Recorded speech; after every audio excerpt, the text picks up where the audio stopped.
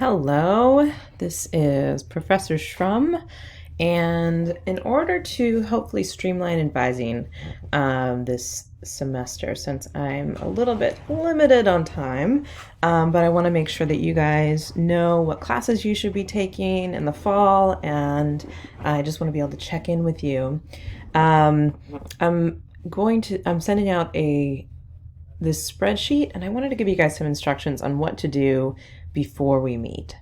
So what I want you to do, so this spreadsheet is something that I made, and it's not necessarily, it's not exactly high tech or anything, but it's helpful. So what I want you to do before we meet is go through your degree audit and go through and mark down which courses you've already completed.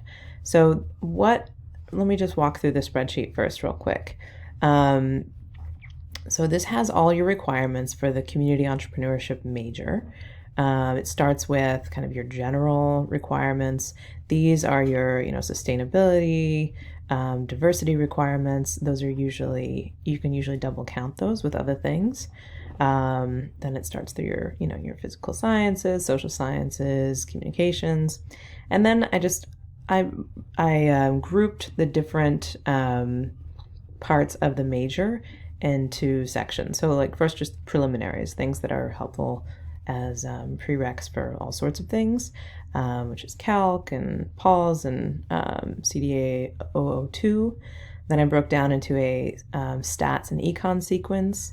This is the recommended sequence that you can take them. And then there's the consumer policy sequence and the community entrepreneurship sequence. So in general, you want to take classes earlier, or earlier classes before the later classes. Some of them are more strict than others. And then you've got your pick 2, which is your 2 electives that you can choose. Let's see, over here, this is like additional useful information. This lists some of them, most of them lists are the prereqs for each course. Like before you take 102, you want to take stats. Before you take 254, you want to take 102, etc. And then it also gives you the normal availability. This is not foolproof. Like sometimes like 254 is normally available in the fall. And that's going to be true most of the time, but it's not 100%. So sometimes a class is not offered, and you have to double check that. And then it lists some of the double counting. I don't think this is totally thorough. And some of the substitutes, if you've taken them before you've joined Cent. Okay, so go through. And then also the green. The green basically means like this is a good time to take the course. So for example, I think that oral communication and info technology and your math classes are really good to take early on in your career. So that's because these are classes that are going to help you do better in your future classes. So ideally, you're going to take these in your freshman year. If you haven't taken them already, like maybe you're already a sophomore and you haven't taken them, this doesn't mean that it's too late. It just means that you're maybe going a little bit out of sequence. So if something's not green, that doesn't necessarily mean you can't take it, but it just means it's not recommended.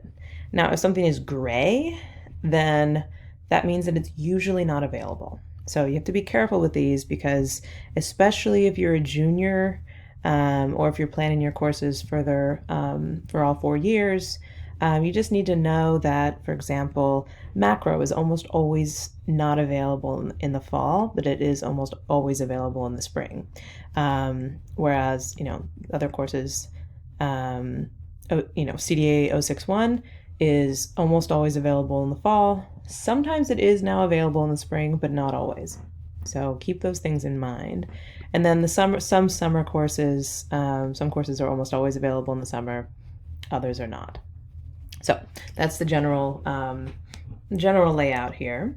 So we have this broken down into your freshman year, your sophomore year, your junior year, and your senior year. And so what I want you to do before we meet is to go through and put a Y on the things that you've completed.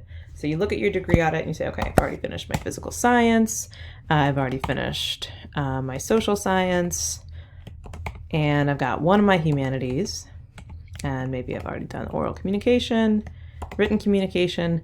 So you can just put a Y on each one that you've already done. And then you can come through and just do that first. And at a minimum, before we meet, I want you to go through and check all the classes that you've already taken, because that'll save some time when we're meeting, and then we can just focus on the courses that you have left. So once you've kind of gone through and added the courses that you've already taken, so let's just pretend like you're right here, and then you can start planning your next semester. Now, let's say that you are currently a sophomore and you're going to be planning in your junior year for the fall. So you just come over to your junior year column and start, you can start from the top and decide where you want to put in these courses. So maybe you're planning to study abroad in the spring and you want to take your humanities in the spring. So put a number here. So if it's a 3-credit class, you want to put a 3. And then this will change to scheduled. So that will indicate that you've already scheduled that course. Then, you haven't taken your info tech. So that's something that if you haven't taken it, we want to take it. Maybe you haven't taken your math, you better take that.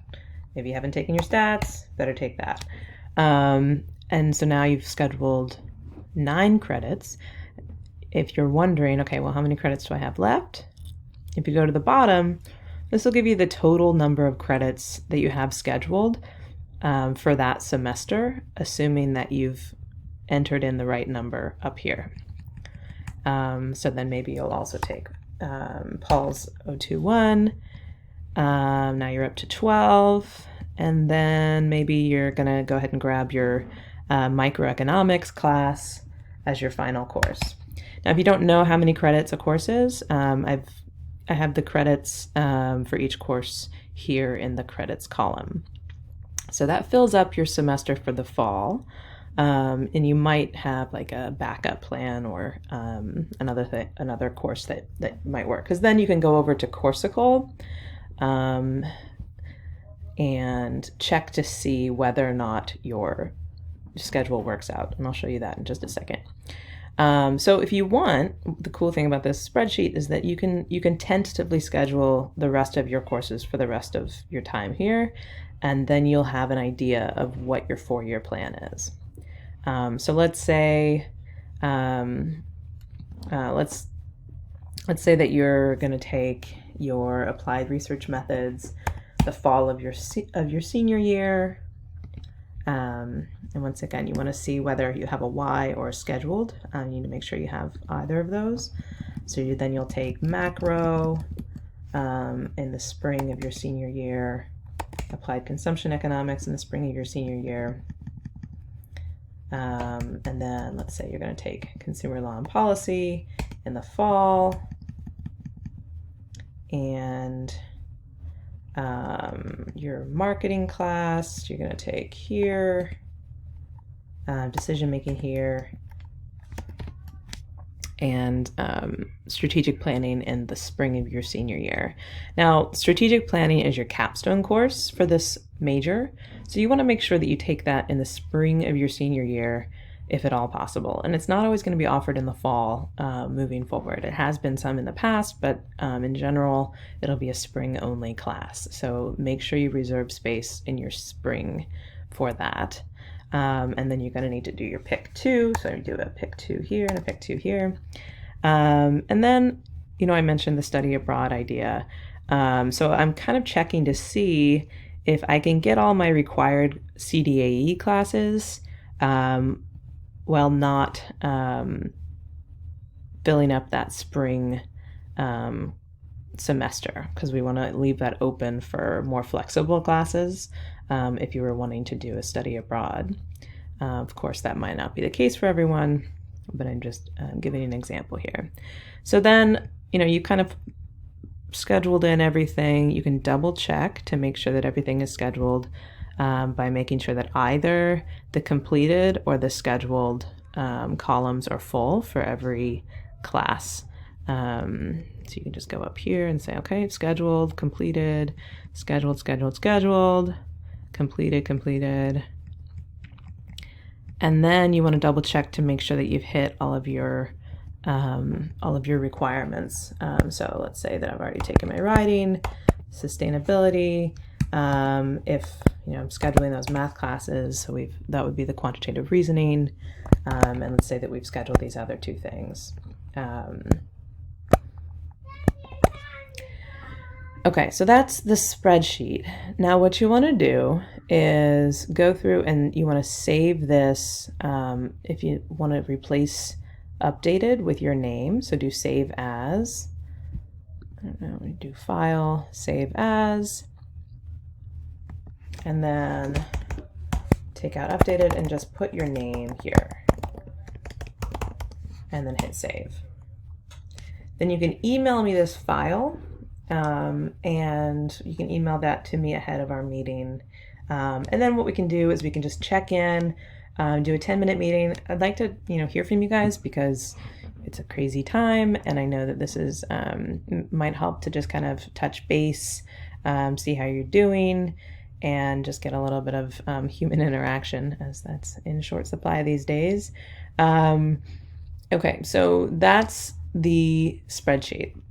Now, after you've kind of figured out what courses you'd ideally like to take, because remember, we were scheduling for a hypothetical fall junior year, we did 15 credits. Now the question is that going to work out in terms of the schedule? So if you haven't used this already, let me see if I can pull this into the box here. Go to Coursical, and it's coursical.com/UVM. And what you can do is look up your class, CDAE. Let's say you're looking for 166. You can click on that, and then it gives you the scheduled time. So it's a Tuesday and Thursday class, 11:40 to 12:55. And let's see, then you can add that to your fall 2020 schedule. Then you can look up a different class. Maybe you're going to look up CDAE 250. This has different sections, so you can, let's see, so you want to take, so you can look at the different sections available, and then schedule that. You can add that as well. Then, as you add all your courses, you can look at your schedule, and then you want to change it to, instead of spring, you're going to look at fall. And this is not working. I don't know what all these things are. I don't know where all these nursing things are. Well, anyways, hopefully we'll just have the ones that showed up. I'm sorry, this demo is not perfect, but it'll give you the classes that you've scheduled and whether they overlap with other things. So it looks like someone else might be signed in here. That seems strange, but hopefully that'll work for you when you're signed in. And you can see if they overlap and have your schedule for the fall. So hopefully, oh, and then also just a couple other things. If you want to look at the descriptions, you can go to the course directory. That's uvm.edu/academics/courses. And you can look at the courses that are available here. So when you go in, you can look at all the courses that we have available in our department. And you might say, oh, digital illustration, maybe that's something that I'd be interested in doing as an elective. If you click on it, then you can get a little bit longer of a description about what that course is. So it'll give you a little bit more detail. Okay, so that's the procedure. So then I want you guys to get, so when you're done with that, I will have if you go to Calendly, I'm going to open up, or I'll open up a survey. So you can do, or actually I'll send a link separately for Calendly to schedule a time to meet. You don't have to meet with me, but you certainly are welcome to. All right, hopefully that will explain how to use this scheduling tool, and happy to help with any questions. Thanks and have a great day.